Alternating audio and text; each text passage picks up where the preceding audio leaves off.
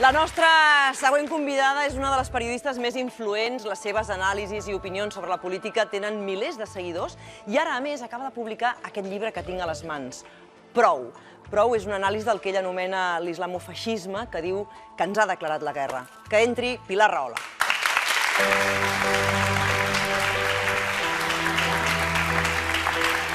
Hola, benvinguda, Pilar. Hola.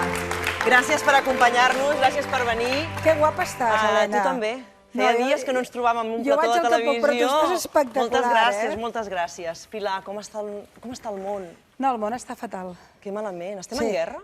Sí, estem en guerra, sí, sí. Com diu François Hollande, que ho ha repetit una vegada i una altra. Jo, la veritat és que ja quan vaig fer fa 5 anys el llibre La República Islàmica, ja vaig parlar obertament d'una guerra. És una guerra diferent, en el sentit en què és una guerra que nosaltres no hem declarat, però ens han declarat, i que la trinxera d'aquesta guerra podem pensar que és Síria, o podem pensar que és Iraq, o la vella Mesopotàmia en global. En realitat, la guerra la tenim en qualsevol lloc, en un autobús. La trinxera de la guerra és un autobús, és un metro, és un concert de joves, és una marató a Boston. És a dir, la trinxera de la guerra és casa nostra. I això és fonamental entendre-ho. Què ha fet que no ens n'haguem assabentat? Que havíem començat a entrar en una guerra? Jo crec que, de fet, aquell llibre, que a més té un títol molt contundent, que és Prou, neix de la fatiga. Jo fa molts anys que segueixo aquest tema. De fet, per bé que intento tenir opinió sobre molts temes, potser del que en sé una mica només és d'aquest, en el sentit que m'hi he dedicat fa molts anys. I els que fa molts anys que seguim tot el fenomen de l'islamofeixisme, i vull aturar-me un moment en la paraula. La paraula islamofeixisme la va quallar André Glucksmann, l'intel·lectual francès, que fa poc va morir, i que va ser el primer que va dir, escolti'm, això és feixisme. O sigui, una ideologia totalitària que és capaç de matar un grup de nanos com els que avui aquí perquè estan jugant a futbol, o que és capaç d'agafar una nena de 8 anys i posar-li una bomba a la panxa i enviar-la en un mercat a Nigèria, o agafar un xicot que és homosexual i tirar-lo, o una dona i lapidar-la. Això és la ideologia totalitària en estat pur, és l'amor a la mort, és la manca de caritat, d'empatia, de regles de jocs bàsiques amb les quals la humanitat, diguem-ne, pot anar per la vida i pel món. I, per tant, estem parlant de feixisme. En aquest cas és un feixisme vinculat a una ideologia islamista. En el cas nazi estava vinculat a la idea ària, i probablement també l'estalinisme era una forma de feixisme, una forma d'ideologia totalitària que també va massacrar molta gent. Dius que és pitjor que el nazisme, aquest tipus de terrorisme. El nazisme va ser terrorífic perquè ens va portar a una Segona Guerra Mundial, ens va portar a l'extermini de 6 milions de jueus, a banda dels milers i milers que va matar, que eren d'altres condicions, però va haver una voluntat d'extermini d'un poble, i per tant, en conseqüència, imaginar que el que estem vivint és equiparable costa. Ara, alhora, el que dic jo i diem altres, i d'aquí el prou de dir a veure si reaccionem, el que diem és, home, t'imagines Hitler o Himmler o directament el cap de la propaganda nazi, que era Goebbels, amb internet, sent capaç d'entrar al menjador de casa teva o a l'habitació solitària d'un noi perdut en qualsevol barri de Sydney o del Quebec o de París o de Salt o de Tarragona o de Madrid o de vés a saber o no de Londres, no? Aquesta capacitat d'entrar a casa teva en la foscor, diguem-ne, del teu ordinador i a per aquí vehicular una ideologia de mort i una ideologia fanàtica que els destrueix i ens vol destruir a tots, és una força extraordinària. Però, a més, té petroli i té amics asseguts a l'Assemblea General de l'ONU. De manera que és un Hitler molt poderós, I em diran, home, és que res és comparable a Hitler. Bé, home, quan tu veus com entren en un poble kurd, per exemple, del nord de Síria, i agafen 150 persones i les gassegen, o que agafen tot de nanos. L'altre dia, per exemple, a l'Atles de Tunesí, en la frontera amb Algèria, un pobre nano de les muntanyes que tenia 16 anys, que era pastor de muntanya, el van degollar. Però no el van degollar, no. Van obligar el seu cosí de 14 a degollar-lo i endur-se el cap i portar-lo a la mare. D'aquestes us en puc explicar tantes que no sé ni com pots dormir. Perquè realment, quan acabes de llegir aquest llibre, costa conciliar el son. Qui són aquests amics de l'ONU als quals et referies ara? Són les dictadures del petrodòlar. Són tots aquells països que fan veure que estan amb nosaltres, que ens riuen les gràcies, però que alimenten una ideologia totalitària, que donen milers de milions de dòlars per radicalitzar en els ciutadans musulmans d'arreu del món i que treballen per tenir una societat contrària a la democràcia. Però què volen, conquerir el món? Perquè justament en el teu llibre, en el pròleg que fa Eduardo Martín de Pozuelo, diu, quan es parla del Daesh, de la guerra de Síria i l'Iraq, de l'avenç del jihadisme que arriba a Líbia, que amenaça Tunísia, que controla l'Afganistan, que no sabem quin paper té el Pakistan, que avança cap a Indonèsia, que domina el Sahel, que assola Nigèria o Mali, que penetra el Marroc, que fa la guerra a Algèria, que treu el cap a Turquia, que arruïna el Iemen, que se sobreposa a Palestina, que reviu a Europa, a Austràlia o al Canadà. Clar, dius això? Estem parlant que és tot el món. Estem parlant que la trinxera és el món i estem parlant que la guerra és global. Cosa la qual no vol dir que la pensem en termes clàssics, però és evident que ens han declarat la guerra. Tu preguntes què volen? Què vol aquesta gent, aquesta gentussa, aquests assassins? Volen conquerir el món. N'hi ha que la volen conquerir per la via ideològica, serien les dictadures, diguem-ne, de la regió. Aràbia Saudita té com a vocació que el seu model de societat sigui el que finalment domini. Per això dona milers de dòlars als imams radicals que van predicant el salafisme. Em dirà, no, però no maten. No, però són la serp que alimenta un discurs determinat. O sigui, el problema fonamental que tenim és que quan estem davant del Daesh, de l'Estat Islàmic, tenim molt clar que són uns ximples assassins que volen destruir tot allò que d'alguna manera és humà. Però què els diferencia de la ideologia que hi ha a Qatar, per exemple, o que hi ha a l'Aràbia Saudita? Cap. És la idea d'un califat universal, és la idea que aquells que no som musulmans som inferiors, és l'esclavitud de la dona, és la lapidació dels homosexuals i dels adúlters, és la voluntat que la xària domini els cossos penals i civils de les societats. Per tant, entre el rei d'Aràbia Saudita i un jihadista, ideològicament, poques diferències. Altra cosa és que diran, no, perquè aquests són aliats nostres. Però nosaltres som els seus aliats o els seus esclaus. Perquè probablement som esclaus del petroli i per aquí acabem sent esclaus. De tota manera, aquest tipus de terrorisme ens sotmet a tots plegats amb una mena de ruleta russa. Sí. Perquè, clar, a qualsevol lloc, una persona que es vol immolar, contra això com es lluita? Mira, el gran drama que... Ai, em fa tanta pena perquè aquests nanos tan joves els tenim aquí... Són de tercer i quart d'ESO, per tant, sí, sortiran avui del programa, però crec que també és interessant per ells escoltar tot el que estem explicant. I que sàpiguen que molt sovint les generacions dels grans hem de lluitar contra ideologies que volen destruir les llibertats. I ens obliga, la nostra obligació. Jo quan algú em diu, per què et fiques en aquest embolic? Perquè vull que la meva filla, que té 15 anys, visqui en una societat lliure i no pas esclava, no? Tu em deies... La ruleta russa. La ruleta russa, no? És un fet que el nou fenomen jihadista, aquest el darrer, perquè hem tingut diverses fases, d'Al-Qaeda, que era molt més clàssic, el fenomen del Daesh actual, ha convertit a qualsevol soldat d'Allah en un assassí potencial. És a dir, el gran ideòleg, que jo en parlo bastament al llibre, d'aquest nou jihadisme, que és Mustafa Sedmarian... El podem veure. Sí, doncs... Sí. I així ens expliques exactament qui és ell, aquest senyor. Mustafa Sedmarian, no sabem, aquestes són les darreres imatges que es tenen. Fixa que té una fesomia molt occidental. Absolutament. Sí, està casat amb una espanyola, perquè es va casar amb un matrimoni de conveniència amb una senyora, em sembla que no sé d'on, i després va tenir una parella que venia, per cert, de l'extrema esquerra, i que es va fer islamista, i etcètera, que és la que li ha donat fills. Aquest home se li ha perdut la pista, està desaparegut, però és el gran ideòleg, és l'autor d'un llibre de més de 1.000 pàgines, que és la Jihad Global, la nova Jihad, on diu coses de l'estil. I ho entendràs bé quan estem parlant, per exemple, dels atentats de París. Tu dius, home, com és possible que aquests nanos nascuts en un barri de Brussel·les o de París de sobte te'n van a un lloc ple de joves en un concert i t'ametrallen, mirant-los cara a cara, veient aquella joventut, aquella nana de 18 anys, aquella de 16... Francesos que maten francesos. No? És a dir, com pots? Doncs en Sedmarian, en aquest se'ls ha dit el següent. Ens hem equivocat, la jihad no ha d'estar organitzada. La lluita, diguem-ne, islamista, per tant, la guerra, diguem-ne, d'Allah, no l'hem de fer ni a través de mesquites, ni a través d'organitzacions, la podem fer de manera individual. Si tu ets un soldat de la jihad, tu has de canviar el món per arribar al califat, però ho has de fer al teu nivell. I diu, si ets un home feble o una dona, perquè està vist, Helena, que les dones són febles, si ets un home feble o una dona, menysprea'ls, escupa'ls, insulta'ls, que notin el teu menyspreu. Si tens un ganivet i tens valentia, punxa.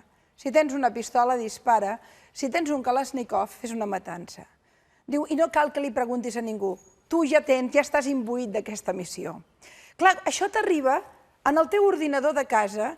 Potser en un barri de la perifèria no tens feina, ets un pobre nano que no tens cap possibilitat d'anar enlloc, tens autoestima per terra, ets un no ningú, les expectatives de futur són, en fi, les que són. Has estat educat en una cultura on ja és una cultura de la intolerància, perquè la teva mare és inferior, la teva germana també, que aquest és un tema central, el menyspreu de la dona és un tema central. I de sobte comences a entrar a internet i comences a veure aquests guerrers que tenen èxit, perquè posen de genolls França, posen de genolls la Gran Bretanya, Estats Units, el món de genolls. Per tant, nosaltres els veiem com assassins, ells els veuen com herois. I aquell nano comença a enganxar-se i comença a dir, jo tinc una missió, jo no sóc un desgraciat que no tinc res a fer. I aleshores els hi donen 3 grans conceptes que els sedueixen. Un és transcendència espiritual, Déu t'estima. 2 és èpica, una èpica de conquesta. Formaràs part dels que tornarem a conquerir l'orgull de l'islam i, per tant, el món. I tercera, prestigi social. Aquell nano que no era ningú, de sobte surt al carrer i els seus veïns ja el miren amb por i amb respecte, comença a viatjar, se l'enduen a l'Afganistan una temporada, torna cap a casa, torna a anar, pam, pam, pam, pam, i de sobte... Però un dia s'immola, és a dir, per més desgraciada que sigui la circumstància i marginal que visqui aquell jove, joves com aquests nois que ens estan acompanyant avui aquí, és a dir, joves de les mateixes edats, què ho fa? Costa molt d'entendre, per més que sigui marginal la família. El funcionament és sectari, marginal en alguns casos, perquè aquesta és una ideologia de rics, passa és que fa servir pobres, però és de rics. Funciona de manera sectària. Tampoc pots entendre com de sobte 400 persones d'una secta se suïciden el mateix dia. I tanmateix han passat aquestes coses. Són abduccions amb una gran càrrega de companyorisme, d'èpica, té poesia i té prosa. És la poesia i la prosa, no cal dir del mal, però la té. Però el problema principal, Helena, i és una mica el meu prou, és que a Occident, ara agafarem els avions i ens n'anirem a Síria, a disparar 4 trets. I ho hem de fer. O sigui, a l'exèrcit de l'Estat Islàmic, inevitablement se l'ha de vèncer militarment. Aquesta matinada ho ha començat a fer el Regne Unit. Rajoy hauria de fer-ho? Hauria ordenat també bombardejar... Sense cap mena de dubte, tothom s'ha d'implicar en una guerra que té a veure amb destruir un exèrcit. És com preguntar, havíem d'anar a la guerra contra Hitler? Sí. Gandhi estava d'acord? Einstein estava d'acord. És que, clar, és a dir, òbviament, quan tu tens una ideologia totalitària, que té avions, que té artilleria pesant, que té una gran capacitat mortífera i que està massacrant pobles sencers, no pots fer altra cosa que vèncer-el militarment. Però tu saps perfectament que si Rajoy anunciés ara mateix que entràvem en una guerra, que anàvem a la guerra, millor dit, també hi hauria centenars, milers de persones que podrien sortir al carrer a dir no a la guerra també. Més que no a la guerra ho diem. I ara no penso en les eleccions, Helena, no a la guerra ho diem tots. Qui vol una guerra? Però això no és la guerra d'Iraq, Jo, per exemple... No és la guerra d'Iraq, Jo vaig estar en contra de la guerra d'Iraq, perquè em va semblar un disbarat. I, de fet, moltes de... Estem parlant d'això, possiblement... No, això ve d'abans, però sí que és veritat que algunes derivades, per exemple, molts dels comandants de l'Estat Islàmic venen de l'exèrcit de Saddam Hussein. És evident que allò va anar fatal, però com que jo des del primer dia vaig dir això és un error, em sento molt tranquil·la. En canvi, aquesta no és així. Ara bé, encara que haguem d'anar a la guerra, i anem, i hi ha molta gent. Primera, en aquella guerra hi ha moltes guerres i no tothom juga al mateix bàndol, encara que ho faci veure. El cas més clar és Turquia, Qatar i Aràbia Saudita. Segona, si no li diem a la ONU, que és un autèntic desastre com a organització, que en la seva Assemblea General hi ha dictadures que alimenten la ideologia salafista, que finalment ens porta a aquesta situació, si no matem d'alguna manera el prestigi de la ideologia, no aconseguirem res. És a dir, no pot ser que sigui normal que l'Aràbia Saudita estiguin a punt de degollar un nano de 21 anys perquè es va manifestar, degollar i crucificar, doble condemna de mort. No pot ser que a països membres de la ONU les dones siguin esclaves i puguin ser condemnades a mort per ensenyar un turmell. Si això és possible i els donem la maneta i els donem premis i som contents i els posem a les samarretes dels nostres equips de futbol, si això és possible, Com vols que els hi diguem després als que maten que no tenen raó? La manera d'acabar, i per tant que se't faci cas en aquest prou, amb aquest islamofeixisme, és amb guerra? No, la guerra és la conseqüència del problema, però no. És a dir, és el que t'acabo de dir, si anem a la guerra però continuem permetent que totes les dictadures teocràtiques utilitzin el seu poder econòmic per esclavitzar milions de persones i per finançar una idea fanàtica de l'islam, no ens en sortirem. Per tant, què s'ha de fer? S'han de fer diverses coses. La primera és prendre consciència que el tema és molt gros.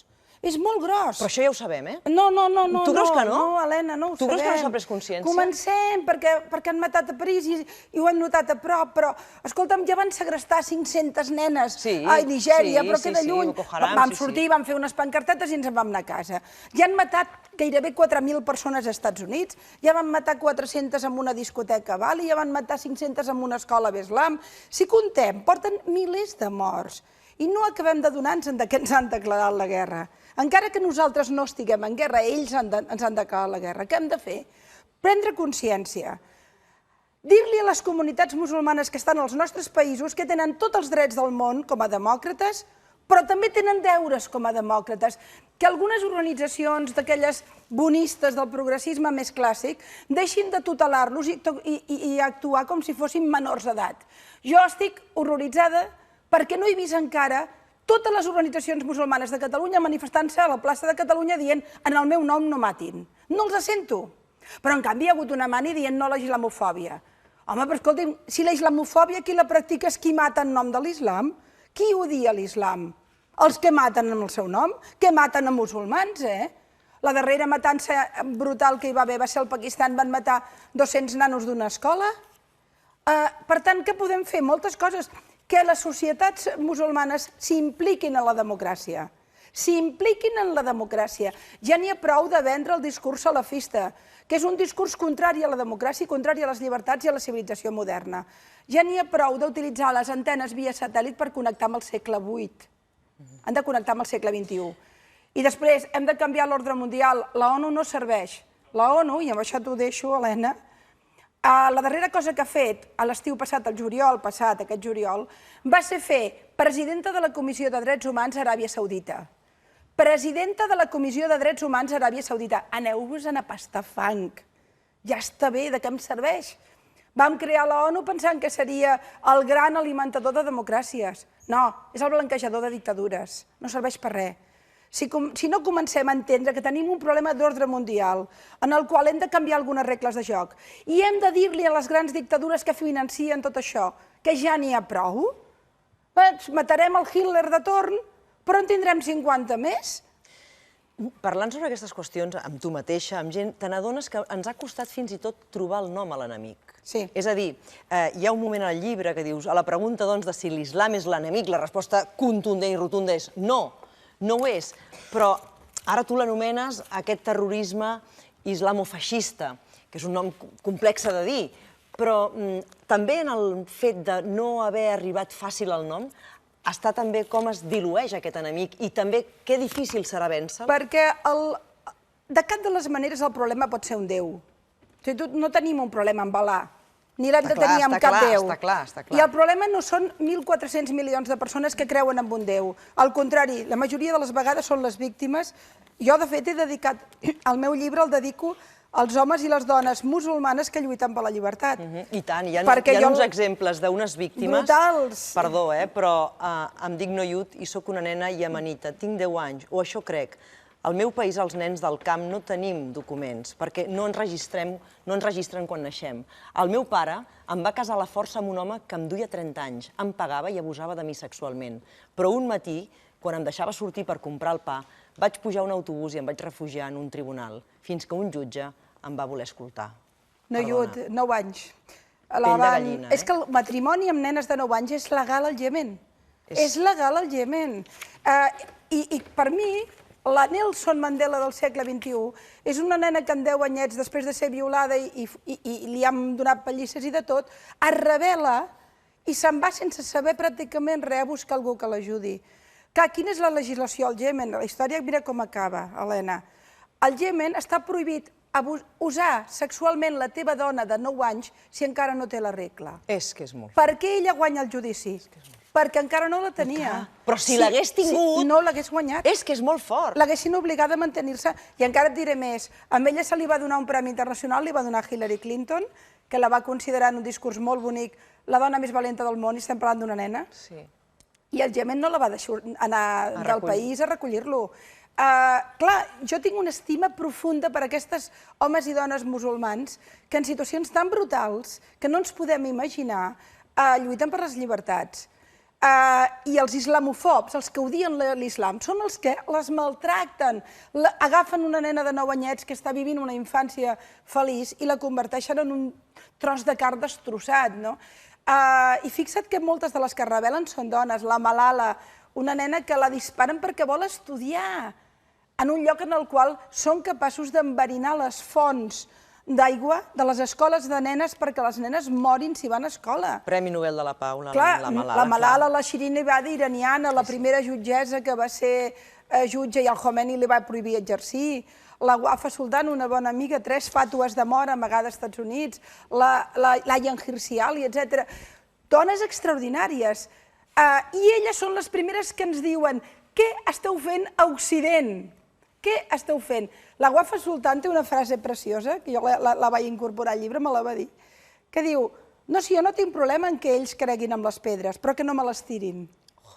És brutal.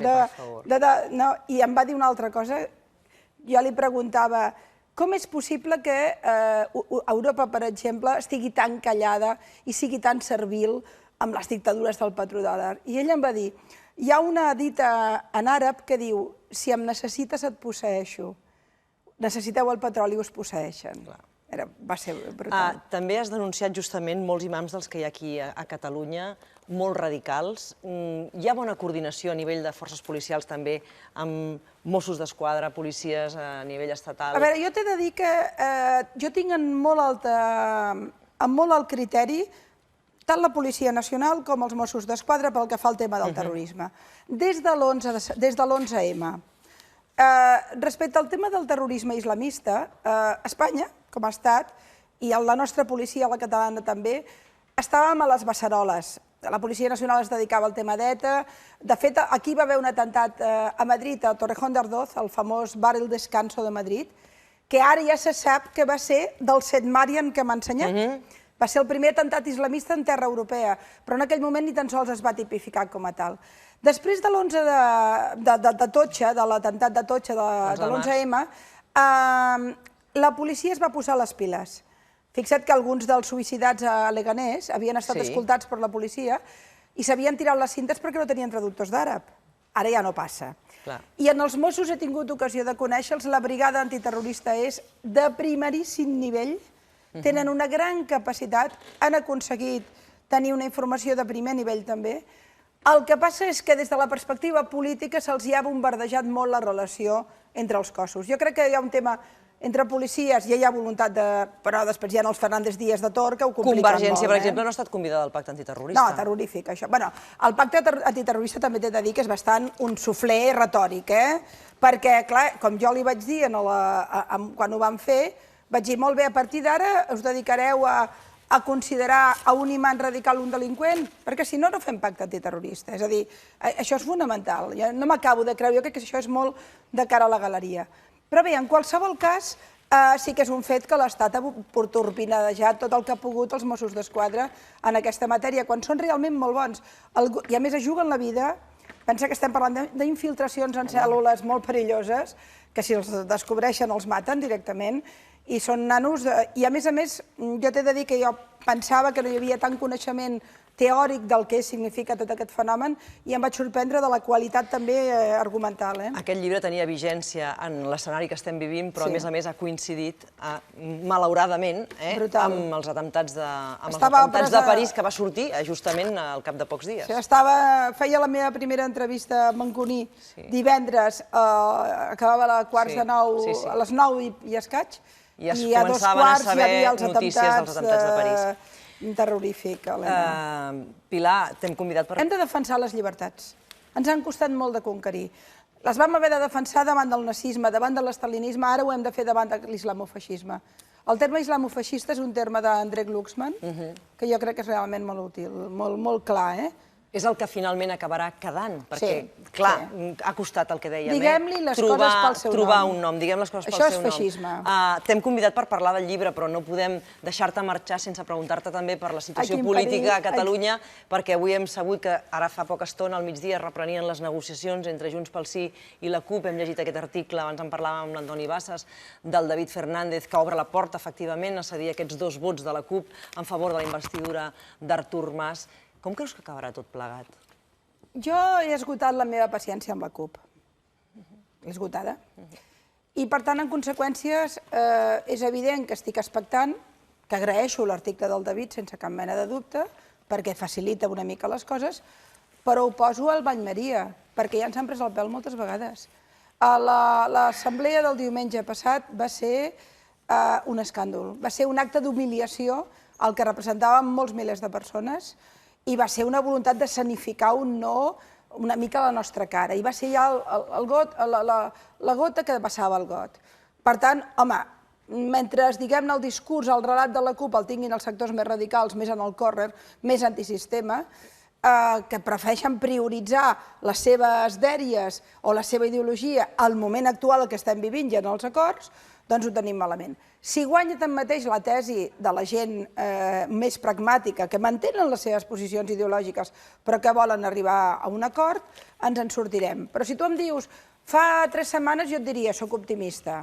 Ara no goso. Vés a saber. I si guanya la Gabriel? L'Anna Gabriel? Clar, jo no he vist mai una persona tan exultant i feliç dient que no a l'acord. És a dir, de què estava contenta aquella dona aquell dia? De què la feia tan feliç? El carregar-se un procés com aquell? Quina bogeria. El procés s'ha acabat?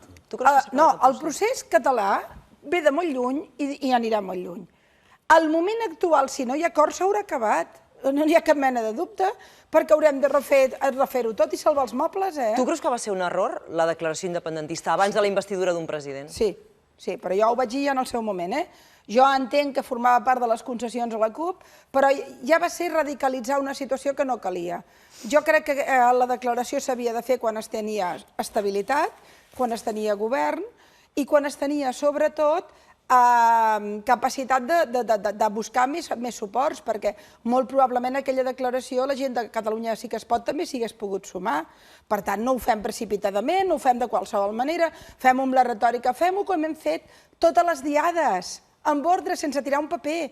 Allò va ser tirar un paper, és a dir, perquè ja la CUP ja ens va radicalitzar. I aleshores jo crec que és bo que arribem a un acord i arribem a una investidura, sempre i quan el relat majoritari sigui el del país, que és el de Junts pel Sí, perquè si el segresta la cantonada extrema, molta gent de l'espai central català fugirà. Tens alguna esperança amb el que pugui passar a nivell d'eleccions el 20 de desembre, a nivell espanyol? Avui ha sortit l'enquesta del CIS que diu que el PP guanyaria les eleccions, però que hauria de governar, en tot cas, amb el suport de Ciutadans. Ja s'ho faran, eh? Jo, si alguna cosa em dol en tot aquest procés que hem viscut a Catalunya, és que hi ha hagut lesions molt greus als interessos catalans, hi ha hagut un desmantellament de l'autonomia, s'ha jugat amb el diner de farmacèutics i de sectors sensibles per poder humiliar-nos com a govern i com a país, han utilitzat el Constitucional com si fos un drap brut i ple de mocs, han estat capaços de donar-li poder executiu en el Constitucional i tots els progres han callat. Quina esperança puc tenir jo amb el Sánchez i amb els Pablitos Iglesias si han callat davant qualsevol mena de barbaritat i desmantellament democràtic que ha fet a l'Estat? Ara que em parles de Pablo Iglesias, deixa'm que veiem unes imatges que s'han produït avui justament que hi havia jornada de portes obertes al Congrés. Amb Celia Villalobos passava això. Ai, amiga. Yo he sido alcaldesa. Yo he sido ministra y me ofendes cuando dices que mi partido está lleno de corrupción. Mi partido, déjame que acabe, mi partido, por desgracia, hemos tenido casos importantes de corrupción, que a quien más nos jode es a nosotros, a los del Partido Popular. Por lo tanto, yo lo único que te pido es que tengas cuidado con ese tema, porque a lo mejor en algún sitio, en algún momento, en algún pueblo, en algún sitio donde gobierna alguien de los tuyos, sin que tú te enteres, sin que tú lo hayas apoyado, te encuentras con alguien que lo ha hecho. Por favor, Pablo, ten cuidado con las palabras, que las palabras ofenden. Y el tiempo, ¿sabes qué pasa? Es muy largo. Mira, Celia, yo creo que vosotros vais a Yo no aprender voy a una hacer un cosa. debate contigo porque yo Eso, no comento contigo. dejadme simplemente... Te toca a ti, es tu tiempo, tu momento, y ya De hablaremos. momento, el Oye, tiempo ha sido tuyo. Allá arriba hay un bar de Vale. diputados.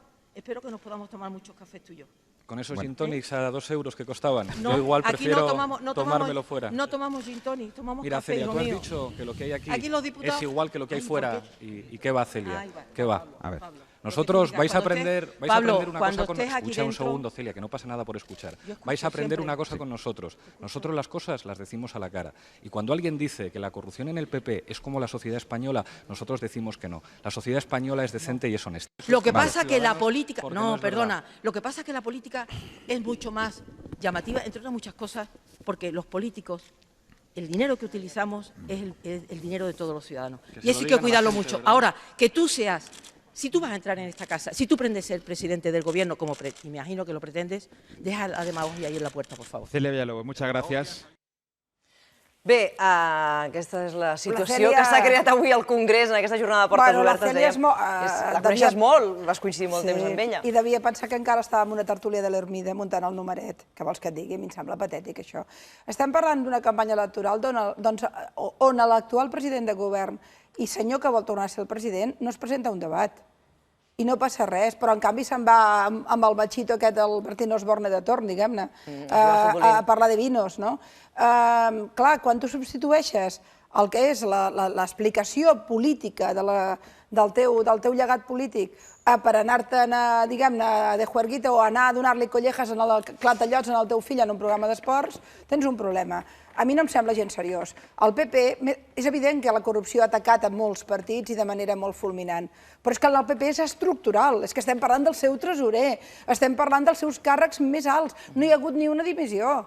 I, per tant, en aquest sentit, en Pablo Iglesias té raó. Ara, també el Pablo Iglesias llavors fa populisme quan diu la societat és decente. No, tampoc és cert. La societat es menja corruptes, la societat paga amb negre, la societat s'hi pot allò despís de diner, perquè al capdavall, quan tu tens una classe dirigent molt embrutida és perquè la societat tampoc no està molt neta. En la societat també hi ha manters, dels quals ara en parlarem, Oh, Déu també meu. perquè és un dels problemes que justament està patint en aquests moments també la ciutat de Barcelona, i som també molts els ciutadans que en un moment donat, passejant, han anat a comprar una bossa de No mà és el meu cas. que no era de la marca que tocava. I d'això també en parlarem. Pilar, ens faríem hores parlant amb tu de tantes i tantes coses. Ha estat un plaer Gràcies. recuperar-te amb un plató de TV3. Gràcies.